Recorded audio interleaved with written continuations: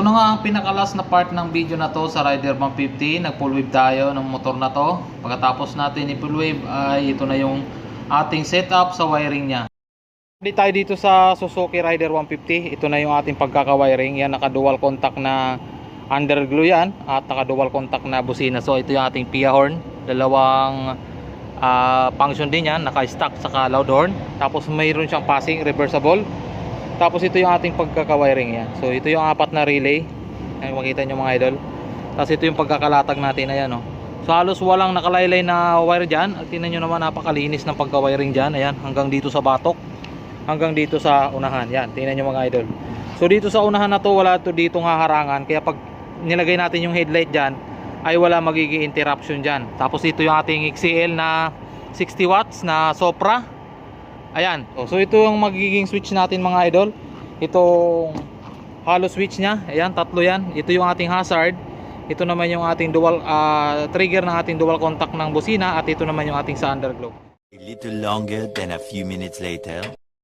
Idol, so tapos na natin na set up tong motor na to. Kung mapansin nyo mga idol, dito na kanyang mini driving light. Yan, dalawang nakapwesto. Tapos marami tayong pinalitan dito. Tulad itong side mirror, pinalitan natin yan.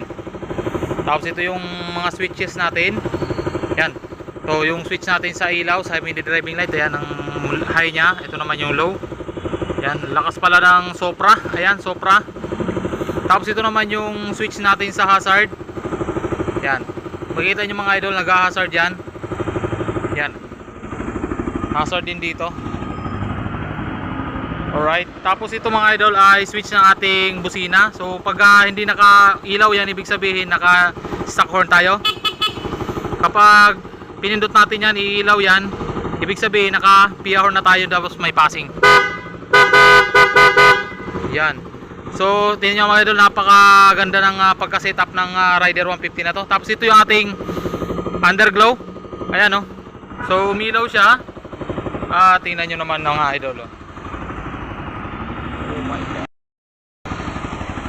Wow, ganda mga idol. Yun, tingnan nyo mga idol, oh. Gaano kaliwanag yan, oh. Sus, napakaliwanag. Yan. So nag-iiba rin ang kulay niya tuwing magpipreno. Ayan, oh. Oh my god. Oh my goodness.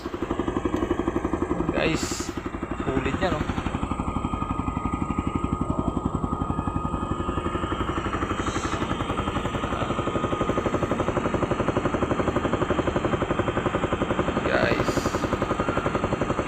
Per kilo na to mga idol. Ayos. Tapos reverse passing siya mga idol. Ayan, oh. Tapos kapag naka-high naman, may passing pa din. Pag naka-low, passing. So okay na yan mga idol. Grabe, solid Rider 150 mga idol. Napakaganda ng pagka-setup natin. Ayan, oh. Ayos talaga. Angas.